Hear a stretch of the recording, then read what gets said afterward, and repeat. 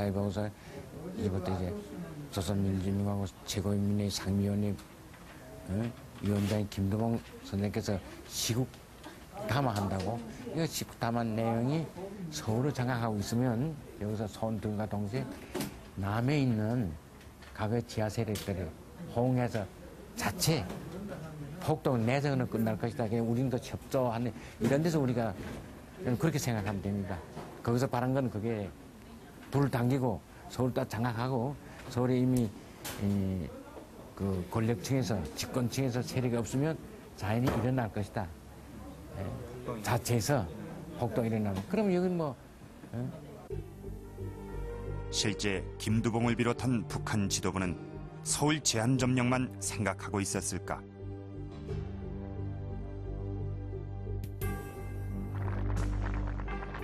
(49년) 당시 이미 김일성은 절대적 지위를 굳히고 있었다.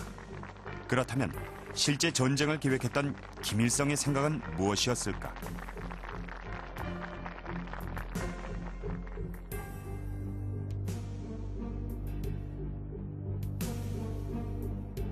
지난 94년 러시아 대통령 옐친은 김영삼 전 대통령에게 소중한 자료를 전해주었다. 바로 한국 전쟁에 관련해 소련과 북한 사이에 오갔던 외교 문서들이다.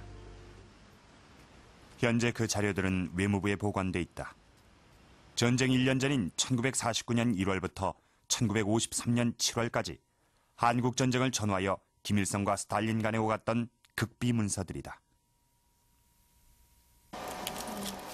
자료 손상을 막기 위해 외교 문서는 마이크로필름 상태로 열람되고 있다. 그러나 전쟁 직전 외교 문서에서는 서울만 제한적으로 점령하겠다는 내용을 발견할 수 없었다. 그런데 한 가지 눈길을 끄는 것이 있었다. 바로 남한 내 빨치산 활동에 대한 내용으로 서울 제한 점령론과 깊은 관련이 있는 것이다. 1949년 9월 12일과 13일자 외교 문서로 당시 북한 주재 소련공사 툰킨이 김일성, 박헌영과 함께 나누었던 대화 내용을 스탈린에게 보고한 것이다. 이 면담에서 박헌영은 북한이 남침했을 때 남한 내 빨치산의 활동에 대해 큰 기대를 피력했다.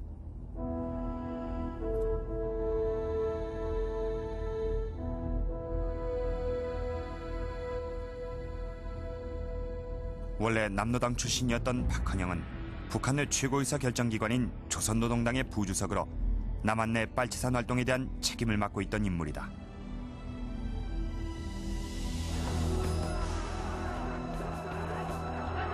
박헌영은 북으로 가기 전 남노당의 총책으로 남한에서 좌익 활동을 주도했다.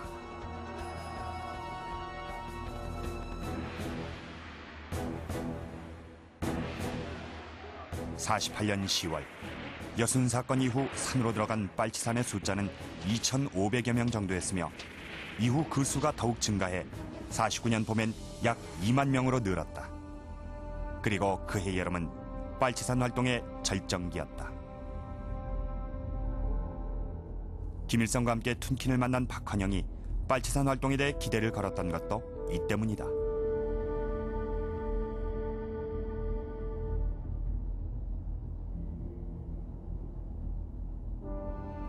그렇다면 김일성의 생각은 무엇이었을까?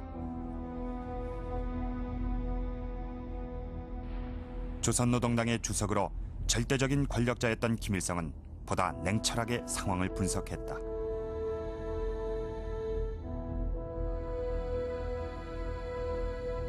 박헌영의 주장대로 빨치산만 믿고 전쟁을 시작하기엔 아직 무리란 판단을 한 것이다.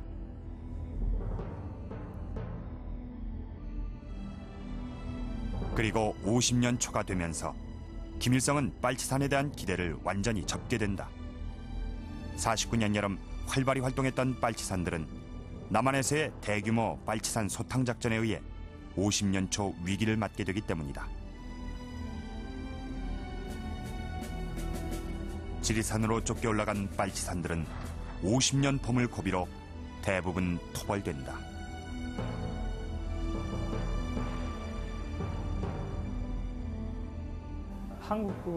한국군이 성공적으로 한국 전쟁 직전에 이미 남한 내에 널리 퍼져 있던 북한을 지지하는 게릴라들을 완전히 소탕하는데 성공하게 됩니다. 그렇게 함으로써 이 게릴라 소탕전에 참가했던 국군 부대들이 모두 전방으로 재배치되게 됩니다. 그 결과 김일성이나 박헌영의 입장에서는 전면전을 통하지 않고서는 한국을 적화하는 것이 거의 불가능하게 됐다라고 하는 그런 인식에 이르게 된 것이 아닌가 하는 생각을 하게 됩니다. 실제 전쟁 직전 북한에선 전면전을 염두에 뒀음을 알 수 있는 여러 문서들이 있다. 6월 23일 한 소련 고문이 인민군 장교들에게 한강 지역에 도착하면 먼저 토하라는 내용의 훈시를 했다고 한다. 또 김일성의 남침에 직접적으로 개입돼 있던 스탈린은 북한군이 서울에 머물러 있던 7월 1일 다음과 같은 내용의 전문을 북한에 보냈다.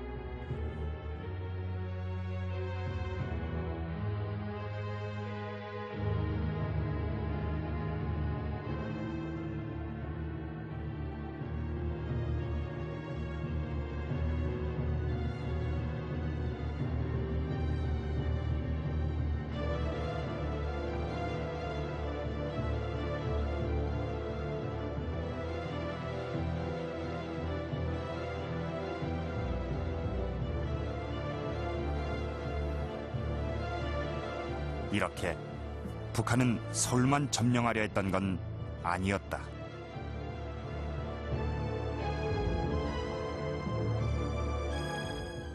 다리 폭파로 인해서 강을 건널 수 없었던 것도 아니고 또 김일성과 스탈린이 서울만 제한 점령하라는 것도 아니었다면 이 북한군의 의도는 과연 무엇이었을까요?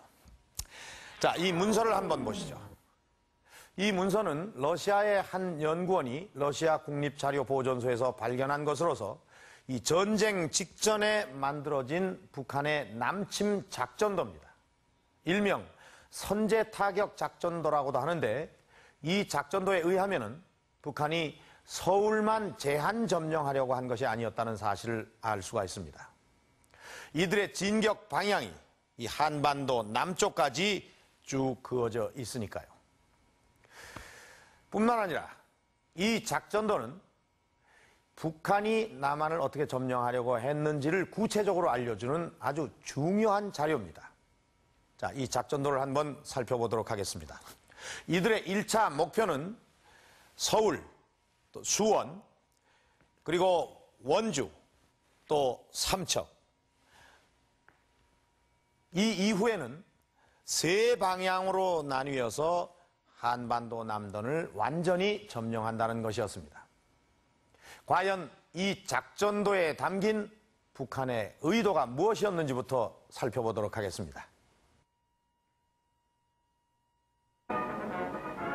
작전도에 담긴 북한의 의도를 읽으려면 우선 남침 작전이 나오게 된 배경부터 살펴볼 필요가 있다.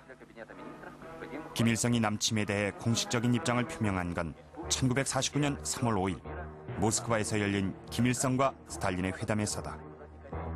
당시 김일성은 스탈린에게 남한을 침공하겠다는 의사를 밝혔다. 그러나 이에 대해 스탈린은 북한군의 전력이 남한군에 비해 절대적인 우위를 차지하지 않는 한 먼저 공격해선 안 된다고 주장한다. 실제 전쟁 1년 전만 해도 공격에 필요한 압도적인 전력은 확보하지 못하고 있었다. 38선에서 자주 일어났던 남한군